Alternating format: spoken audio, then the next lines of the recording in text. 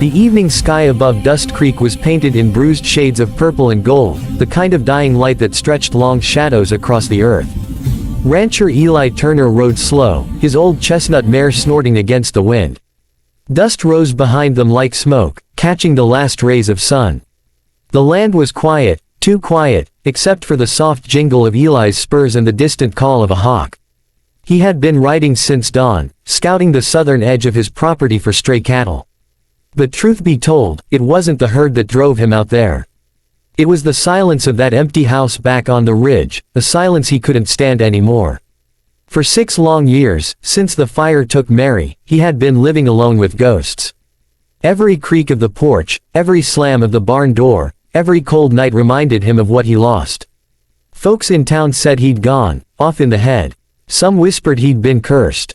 Others just pitied him. By the time Eli reached the far side of the ridge, the wind had picked up, rolling low and mean across the plains. The horizon shimmered, not from heat, but from the brewing storm pushing in from the west. A tumbleweed skipped across his path like it had someplace to be. He dismounted to tighten his saddle straps when something caught his boot, a hollow thud under the dirt. He frowned, crouching down. Half buried in the soil was a small iron chest, no bigger than a loaf of bread.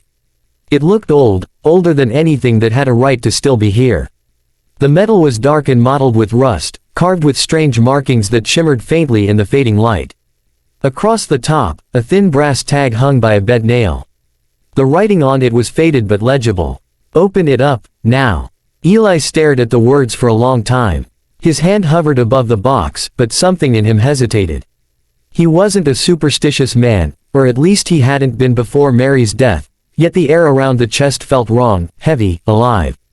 The mare shifted uneasily, ears flicking. "Easy, girl," he murmured, though his own voice trembled. He brushed away the dirt with his gloves and tried to lift the box. It was lighter than it looked, almost weightless. The lock was simple, a single latch, no keyhole. Thunder cracked in the distance. The wind hissed through the sagebrush like whispers in a foreign tongue. For a moment, Eli thought he heard his name carried on the air, Eli, soft and drawn out. His breath caught. He scanned the horizon, but no one was there. He knelt again and ran his calloused thumb across the tag. "Open it up, now." "Hell of a thing to find in the dirt," he muttered, trying to laugh. The sound came out brittle. He hesitated one last time, then drew the hunting knife from his belt and slid the tip under the latch. With a grunt, he pried it open. The lid creaked, stiff and slow. Inside, wrapped in yellowing silk, were a few small items, a silver perfume bottle, a dried white rose, and a gold locket that gleamed despite the grime.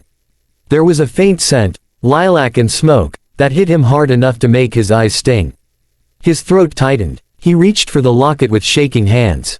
When he popped it open, his world stopped. Inside was a photograph, or what looked like one. A woman's face smiled up at him, frozen in time. Her, Mary Turner. Same soft curls, same freckle by her right eye, same faint smile that used to make him forget every bad day. But the picture looked new, fresh, like it had been taken yesterday, not years before she died. Eli's knees weakened. He nearly dropped the locket. His heart pounded in his ears, loud as gunfire. "No, this ain't real," he whispered, his voice breaking. The wind whipped harder, moaning through the canyons. The temperature dropped. The mare snorted and reared slightly, pulling at the reins. Then, clear as day, a soft voice whispered behind him, gentle, warm, and heartbreakingly familiar. "Eli." He spun around so fast he nearly lost his footing. The knife clattered to the ground. There she stood, Mary, in her wedding dress, just like that morning years ago before the fire, the same lace sleeves, the same smile trembling on her lips. Her hair was loose, glowing faintly in the stormlight, eyes glistening like glass. His mouth went dry. "Mary." She stepped closer, the air thick with the scent of lilac and smoke. "You opened it," she said softly, voice carrying over the rising wind. "Now, I'm home." The storm cracked open above them, lightning slicing through the dark sky. Eli stood frozen, the open chest at his feet, the world spinning between what was dead, and what had just come back. Eli Turner stood rooted to the ground, heart hammering so hard he thought it might tear out of his chest. The woman standing before him couldn't be real. She couldn't. And yet there she was, Mary, his Mary, the one he buried with his own hands 6 long years ago. The fire had taken everything, her, the house, the life they'd built together. He'd watched her body turn to ash beneath the falling beams. He'd buried what was left in a wooden box, beneath the old cottonwood tree by the creek. But now, she stood only a few feet away, alive. Her lips parted into a trembling smile. "You don't have to be afraid, Eli." He took a step back, boots scraping the dirt. "You're dead," he said hoarsely. I saw you burn. This ain't possible." Mary tilted her head slightly, sadness flickering in her eyes. "You buried me, yes. But I never left you." The wind moaned through the sagebrush, and Eli swore the land itself held its breath.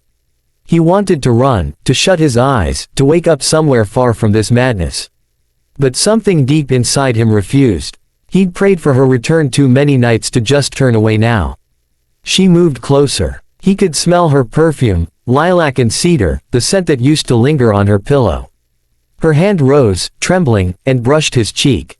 The warmth of her skin jolted through him like lightning. "Mary," he whispered, tears stinging his eyes. "What are you?" Her voice softened. "I'm what's left of the promise we made. You remember, don't you? Under the stars that night before we wed."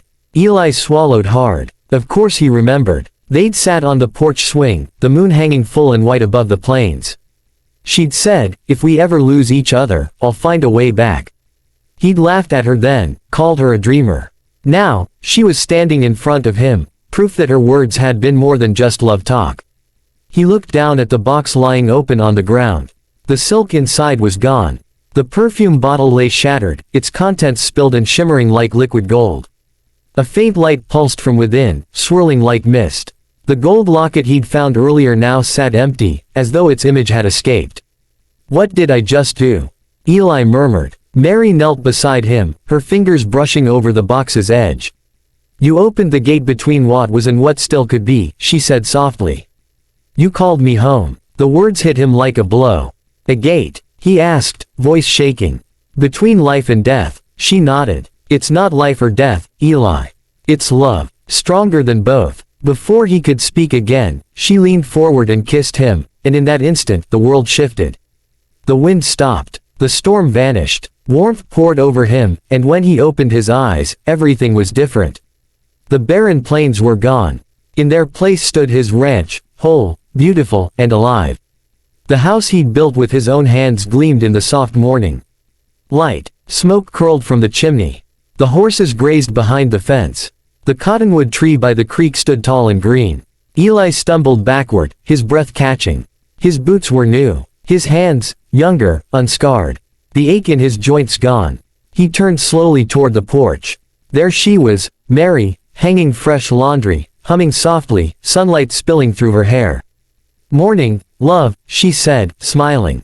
"You look like you've seen a ghost." He laughed, though it broke halfway into a sob. "Maybe I have." Days passed, or maybe they were weeks. Time felt strange here, elastic, like a dream that refused to end. Every morning, Mary was there, humming and laughing. Every night, she laid beside him, warm and alive. The fields thrived, the cattle strong, the air sweet. It was perfect. But as the days rolled by, Eli began to notice things, small things. The wind never changed. The sky was always too blue. The sun set at the same time, the same color, every evening. He'd look toward the creek and see ripples, but no fish. He'd drop a stone, and it wouldn't sink. And sometimes, late at night, when Mary thought he was asleep, he'd hear her crying softly by the window. One morning, Eli found the chest again, sitting quietly by the hearth. The brass tag still hung from it, but the words looked darker this time, etched deep and bleeding through the metal. "Open it up, now." He stared at it, unease curling in his gut. The world around him was too still, too silent. Even the birds had stopped singing. That night, when he held Mary in his arms, he whispered, "What happens if I open it again?" She stiffened, just for a second, before answering, her voice almost breaking. "Then the dream ends." He pulled her closer, burying his face in her hair.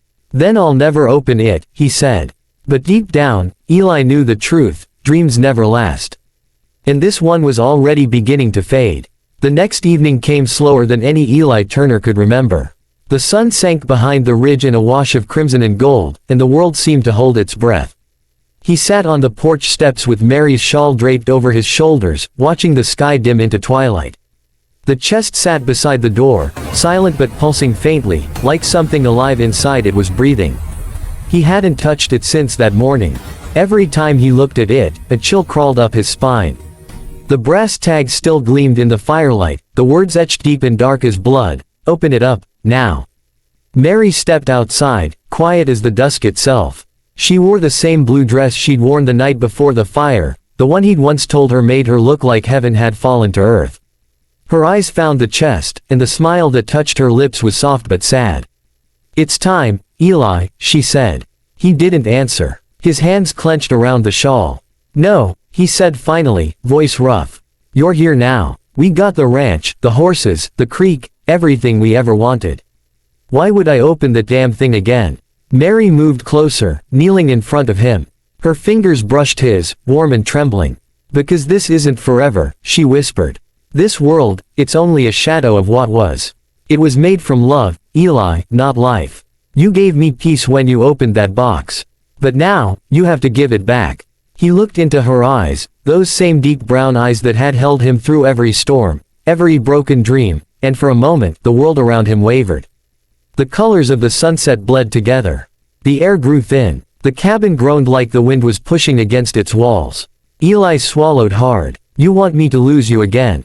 You think I can just—" His voice broke. "Mary, I can't bury you twice." Tears welled in her eyes, catching the last light of day. "You already did," she said softly. "And you've carried me ever since. But it's time to let me rest. You're not meant to stay here, Eli. You're meant to live." The word live hit him like a bullet. He hadn't lived since the fire, not really. He'd just been breathing, waiting for the past to come walking back through the door. And now that it had, the idea of letting it go again cut deeper than any blade.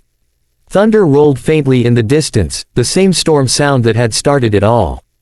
The horses whinnied out by the fence. The world around them began to ripple, faint distortions moving through the grass and trees like heat waves. Mary stood and looked back toward the horizon.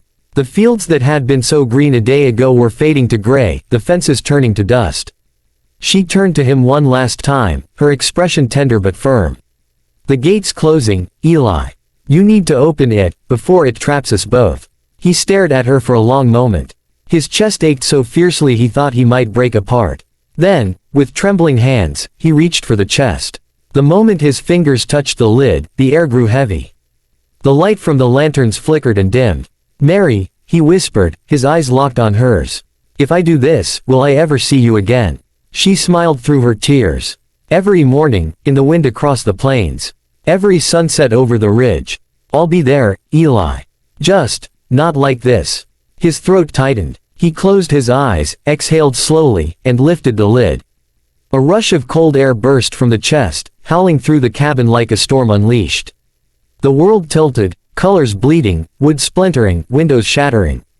Mary's dress whipped around her as light poured from the box, swallowing everything in gold and white. He reached for her hand, but his fingers met only air. "Mary," he shouted. She looked back at him one last time, radiant, beautiful, fading. "Thank you," she whispered, "for setting me free." And then she was gone. When Eli opened his eyes again, he was on his knees in the ruins of his ranch, the real ranch, long burned and buried under sand and time. The storm had passed. The sky was gray. The chest lay half buried where he'd found it, its latch sealed tight once more. He sat there for what felt like hours, the wind whispering through the ashes. There was no sign of Mary, no voice, no shadow, no perfume of lilac. Only silence. Finally, Eli stood. His hands were raw from the dirt, his hat coated in dust. He carried the chest to the old cottonwood tree, the same place he had laid her to rest 6 years ago. With a slow, heavy breath, he dug a hole and buried it deep beneath the roots. When it was done, he placed his hand on the earth and whispered, "Goodbye, darlin'. You found your way home. Guess it's time I do the same." As he mounted his horse and turned toward the horizon, a warm breeze swept through the grass. For just a second, he heard her voice, faint, loving, carried on the wind. "Thank you, Eli." He smiled, eyes glistening, and tipped his hat toward the sunrise. Then he rode off into the waking light, a man who had opened the past, faced the ghost of his heart, and finally, set it free.